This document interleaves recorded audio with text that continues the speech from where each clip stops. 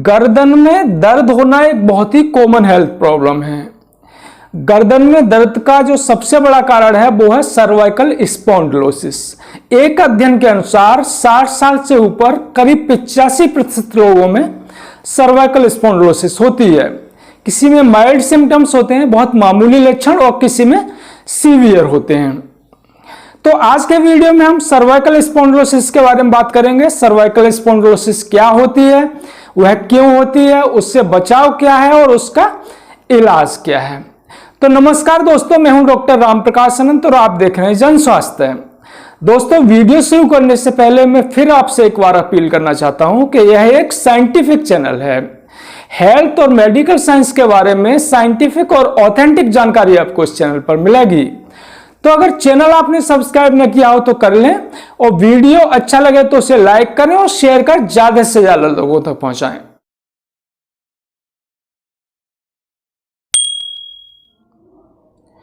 अब बात करते हैं सर्वाइकल स्पॉन्डिलोसिस क्या होती है।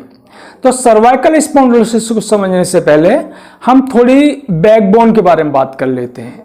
तो रीढ़ की हड्डी या बैकबोन को मेडिकल की भाषा में स्पाइन कहते हैं। स्पाइन छोटी छोटी हड्डियों से मिलकर बनता है, उनको हम वर्टिब्रा कहते हैं। तो जन्म के समय हमारे स्पाइन में 33 वर्टिब्रा होती हैं। तो ये वर्टिब्रा एक दूसरे से जुड़ करके स्पाइन बनाती हैं। तो जहां दो वर्टिब्रा आपस में मिलती हैं वहां बीच में एक डिस्क होती है, उसे हम सर्वाइकल डिस्क कहते हैं। आप उधर वाला जो ऊपर का चित्र है उसमें देख रहे होंगे कि हरे रंग की एक पट्टी सी आपको दिखाई दे रही है। तो वो हरे रंग की पट्टी है, वो सर्वाइकल डिस्क होती है। तो सर्वाइकल डिस्क और वर्टिब्रा जब एक दूसरे के साथ ठीक से एडजस्टेड होती हैं, अलाइनमेंट में होती हैं, तब वो ठीक से काम करती हैं। तो ऊपर वाले चित्र में आप देख रहे हैं कि वर्टिब्रा और सर्वाइकल डिस्क है, उसके बीच में अच्छा एडजस्टमेंट है।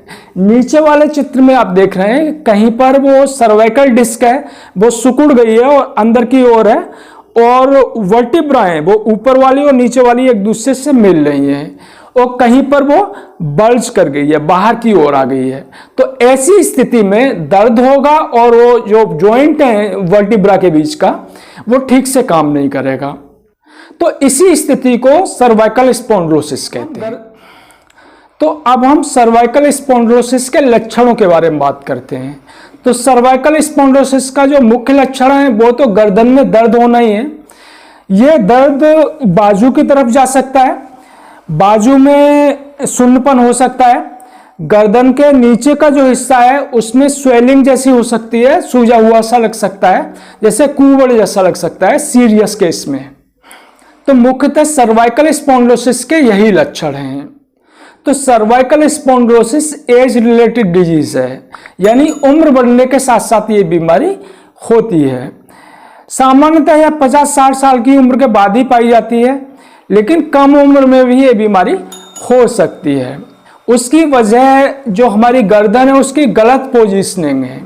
तो जैसे कुछ लोग हैं वो बहुत देर तक अगर नीचे गर्दन झुका के काम करने की उनकी आदत है तो उसमें सर्वाइकल स्पॉन्डिलोसिस हो सकती है। या लेटते समय वो मोटे तकिए का इस्तेमाल करते हैं और वो बहुत सख्त है अगर, तो उसमें सर्वाइकल स्पॉन्डिलोसिस जल्दी हो सकती है। तो सर्वाइकल स्पॉन्डिलोसिस से बचने का जो तरीका है वो यही है कि गर्दन की पोजीशनिंग ठीक रखनी है। जैसे सोते समय मोटे और सख्त तकिए का इस्तेमाल न करें। अगर ऐसा काम है जो लगातार बैठ के और गर्दन झुका के करने का काम है तो टेबल और चेयर की पोजीशनिंग ठीक रखें कि उसमें बहुत ज़्यादा इस तरह से गर्दन न झुकानी पड़े, और थोड़ी थोड़ी देर बाद गर्दन की जो पोजीशन है उसको चेंज करते रहें। जैसे अगर आप नीचे झुका के गर्दन काम कर रहे हैं तो थोड़ी देर बाद उसको गर्दन को पीछे और इधर उधर कर लें तो उससे दर्द नहीं होगा और सर्वाइकल स्पॉन्डिलोसिस होने के चांस कम हो जाएंगे। तो अब हम बात करते हैं सर्वाइकल स्पॉन्डिलोसिस के इलाज के बारे में। तो सर्वाइकल स्पॉन्डिलोसिस का कोई परमानेंट इलाज नहीं है, बल्कि उसे रोकने के लिए हमें कुछ सावधानियां बरतनी होती हैं। जैसे गर्दन को बहुत झुका के काम नहीं करना है। अगर ऐसा काम है कि आपको गर्दन झुका के ही करना पड़ता है तो टेबल का और चेयर का एडजस्टमेंट इस तरह से करें कि गर्दन बहुत ज़्यादा न झुकी हुई हो। 15-20 मिनट काम करने के बाद में थोड़ा गर्दन को रेस्ट दें और इधर उधर गर्दन को करें।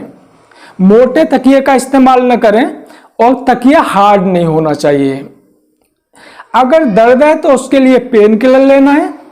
अगर सूजन है तो उसकी सिकाई कर सकते हैं, गरम सिकाई कर सकते हैं या उसमें बर्फ रख के ठंडी सिकाई भी कर सकते हैं, उससे भी फायदा होता है। लेकिन इसके इलाज का जो सबसे महत्वपूर्ण हिस्सा है वो है फिजियोथेरेपी।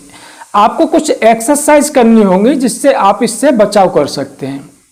तो मैं आपको सर्वाइकल स्पॉन्डिलोसिस से बचाव के लिए कुछ एक्सरसाइज बताता हूं। तो पहली एक्सरसाइज है कि आप गर्दन को एक तरफ इस तरह से मोड़ें और तब तक मोड़ें जब तक मुड़ सकती है। फिर दूसरी तरफ इस तरह से मोड़ें और तब तक मोड़ें इस तरह से मुड़ सकती है। दूसरी एक्सरसाइज है कि आप पीछे इस तरह से हाथ से सपोर्ट करें और गर्दन से उसे प्रेस करें। हाथ से प्रेस नहीं करना है, गर्दन को पीछे प्रेस करना है और फिर उसके बाद आगे से इसे रोकें और गर्दन पे इस पर जोर लगाएं। तीसरी जो एक्सरसाइज है वो इधर और इधर इस तरह से। इसमें आप ध्यान रखें कि आपको इससे हाथ से इसको प्रेस नहीं करना है, हाथ से इसे रोकना है और गर्दन से प्रेस करना है। तो ये 3 एक्सरसाइज हो गई। 5-6 बार कम से कम एक एक्सरसाइज करें। चौथी एक्सरसाइज आप इस तरह से सर्किल बनाते हुए कर सकते हैं। इसके बैक इस तरह से